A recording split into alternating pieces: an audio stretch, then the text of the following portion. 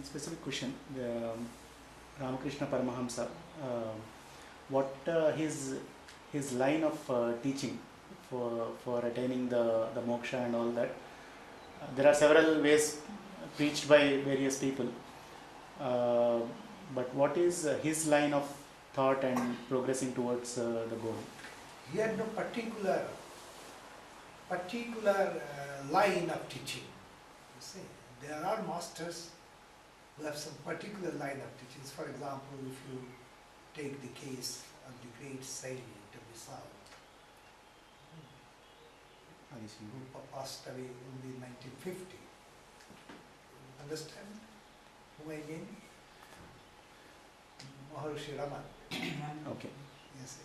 So, you see, he used to always say, you see, think of this I. Who is this I?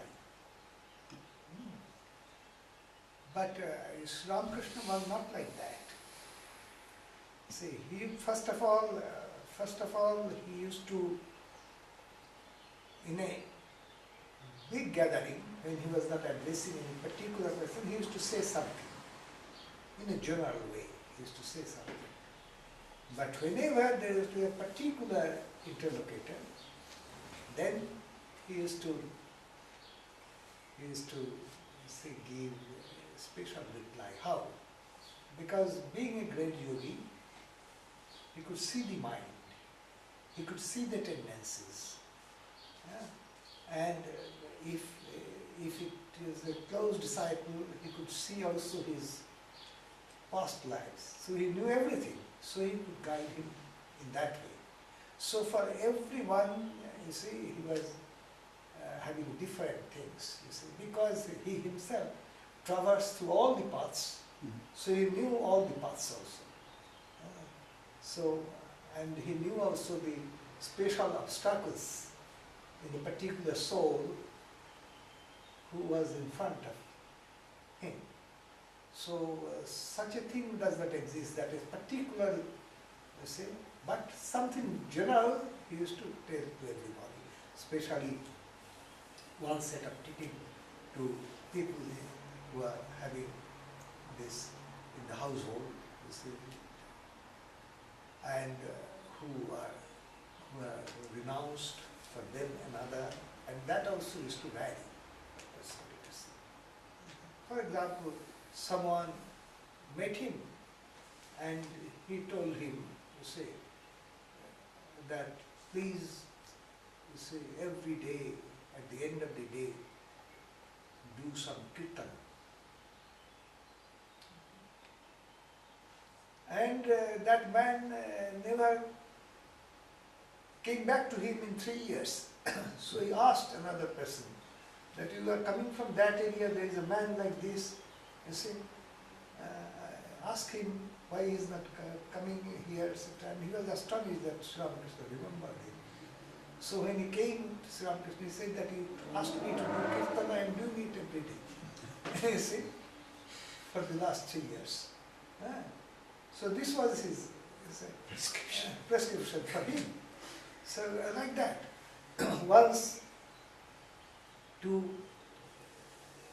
almost illiterate, I should not say they are totally illiterate, almost illiterate, little formal education, to ladies came, young ladies.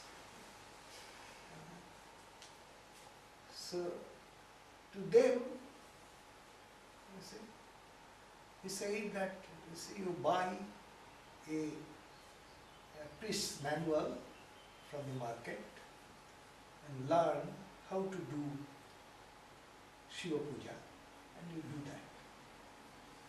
You see? So he had nothing, you see, particular. You see?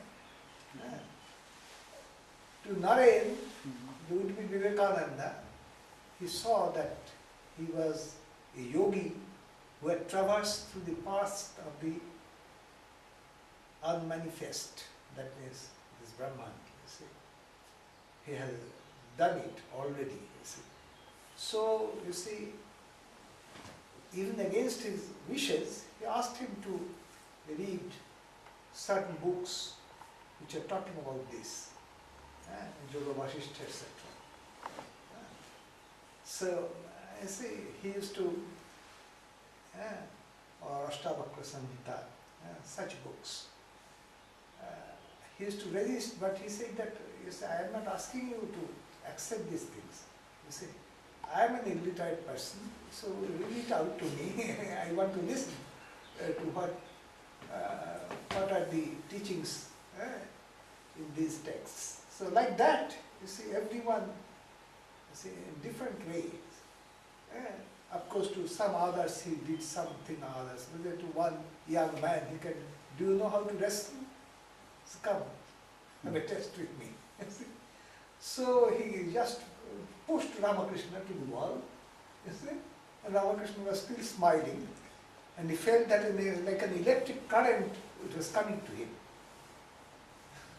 Instead of touching him and doing it, he asked him to, you see, so that, you see, and Sri Ramakrishna said that you have won.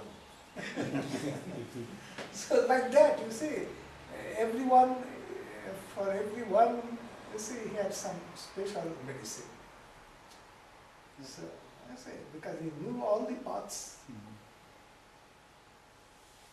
Because for some time we used to follow another Bengali famous priest, Paramahamsa Yogananda.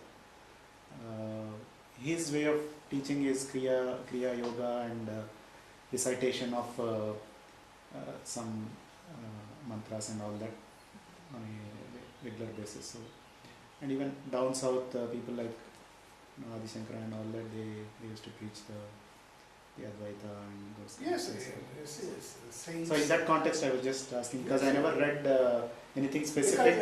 Because he traversed all the paths, so he did not have any particular. He used to see the person and give the prescription.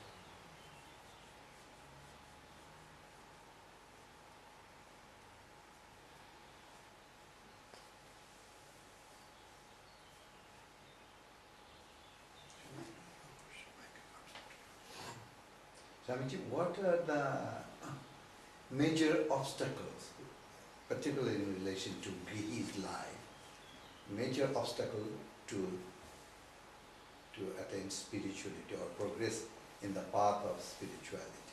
First of all, it is understood that the particular householder should have a little yearning for spirituality. You see. Because when you talk about spirituality, it is a little more than normal religiosity. See, normal religiosity in the cadre of Hinduism, there are, you see, many prescriptions, you see, and according to your denomination, you see, according to the place of India you hail from, it differs, but some sort of puja, some sort of going to the temple, a little arati, or a small bhoga, etc. See, they do it, you see. But this is normal religiosity.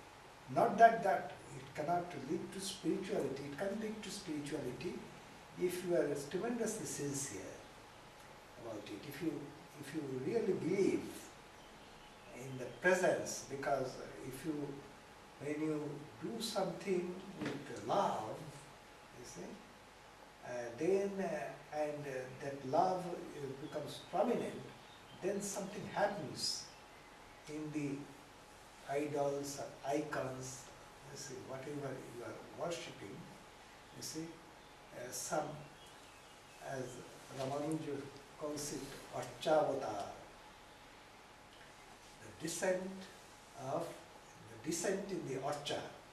Archa means whatever you are worshipping, or rather the medium through which you are worshipping God. That is Archa.